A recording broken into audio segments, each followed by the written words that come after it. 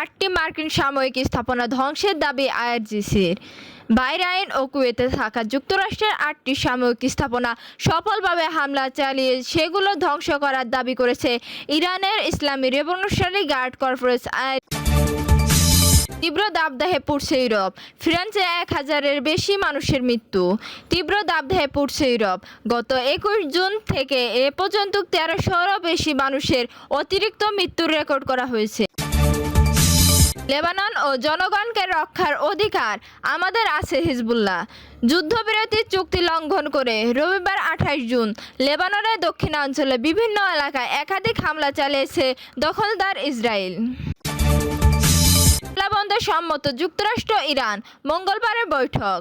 টানা 3 দিনের উত্তেজনার পর একে অপরের ওপর হামলা বন্ধ করতে সম্মত হয়েছে যুক্তরাষ্ট্র ও ইরান। মার্কিন কর্মকর্তার বরাত দিয়ে সংবাদ মাধ্যমে এ তথ্য নিশ্চিত করেছে। দর্শক, এতক্ষণ শুনছিলেন সংবাদ শিরোনাম, এখন জানিয়ে দেব বিস্তারিত সংবাদ।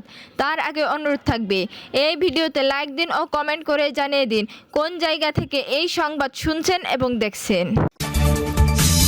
তীব্র দাবদাহে পুড়ছে ইউরোপ, ফ্রান্সে 1000-এর বেশি মানুষের মৃত্যু। তীব্র দাবদাহে পুড়ছে ইউরোপ।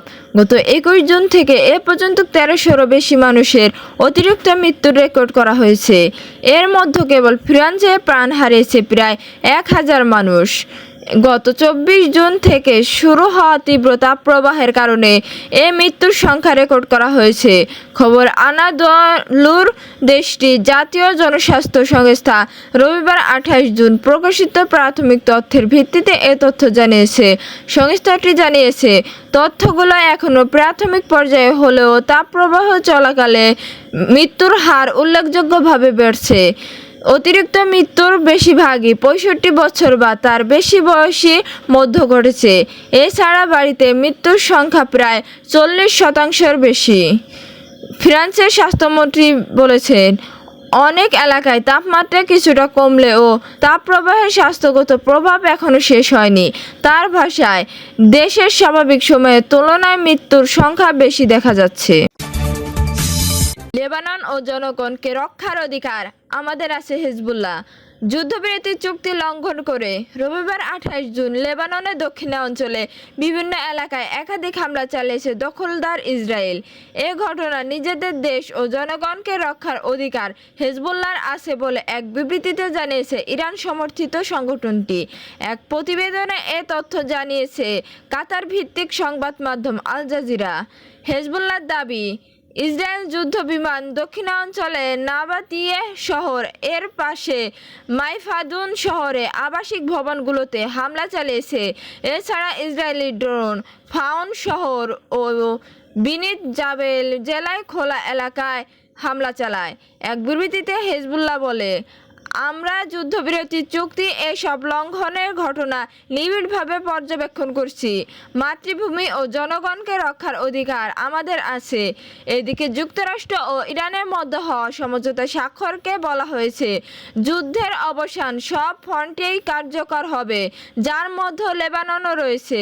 তবে এরপরও মার্চের শুরু থেকে লেবাননে ইসরায়েল আমাদের হামলা আরও জোরদার করেছে। বন্ধে সম্মত যুক্তরাষ্ট্র ইরান। মঙ্গলবার বৈঠক। টানা 3 দিনের উত্তেজনার পর একে অপরের ওপর হামলা বন্ধ করতে সম্মত হয়েছে যুক্তরাষ্ট্র ও ইরান। মার্কিন কর্মকর্তার বরাত দিয়ে হরমুজ প্রণালী সংক্রান্ত বিরোধ নিষ্পত্তিতে মঙ্গলবার 30 জুন কাতারে রাজধানীর দোহায় বৈঠকে বসার পরিকল্পনা করেছে দুই দেশ, খবর রয়টার্স।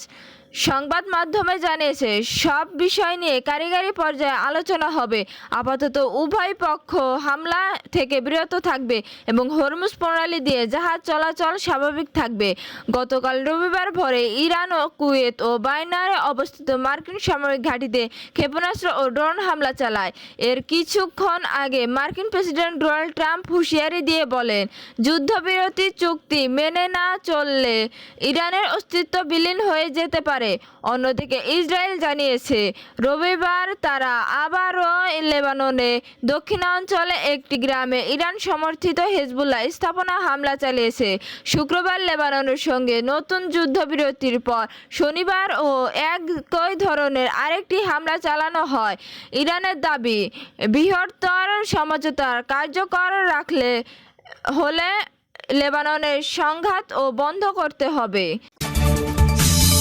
8টি মার্কিন সামরিক স্থাপনা ধ্বংসের দাবি আইআরজিসির। বাহরাইন ও কুয়েতে থাকা যুক্তরাষ্ট্রের 8টি সামরিক স্থাপনা সফলভাবে হামলা চালিয়ে সেগুলো ধ্বংস করার দাবি করেছে ইরানের ইসলামী রেভলিউশনারি গার্ড কর্পস আইআরজিসি। কাতার ভিত্তিক সংবাদ মাধ্যমে আল জাজিরার বরাতে ইরানের রাষ্ট্রীয় সম্প্রচার মাধ্যম আইআরআইবি এ তথ্য জানিয়ে প্রতিবেদনে আরও বলা হয়েছে, এসব হামলায় ব্যালিস্টিক ক্ষেপণাস্ত্র ও ড্রোন ব্যবহার করা হয়েছে। আইআরজিসির দাবি, ইরানের শিরিক ও কেশমে অবস্থিত স্থাপনাগুলোতে যুক্তরাষ্ট্রের সাম্প্রতিক হামলার জবাব হিসেবে এ অভিযান চালানো হয়েছে। এর আগে শনিবার যুক্তরাষ্ট্রের সেন্ট্রাল কমান্ড জানায়, বাণিজ্য জাহাজে ইরানের আগে হামলার জবাবে মার্কিন বাহিনী ইরানের সামরিক নজরদারি অবকাঠামো, যোগাযোগ ব্যবস্থা, আকাশ প্রতিরক্ষার স্থাপনা, ড্রোন সংরক্ষণাগার এবং সমুদ্রে মাইন পাতার সক্ষমতাকে লক্ষ্য করে হামলা চালিয়েছে। মার্কিন হামলার পর নতুন করে কঠোর হুঁশিয়ারি দিয়েছে ইরানের ইসলামী রেভলিউশনারি গার্ড কর্পস আইআরজিসির নৌবাহিনী। তারা বলেছে মধ্যপ্রাচ্যে থাকা মার্কিন ঘাঁটিগুলো নরক যন্ত্রণা ভোগ করবে।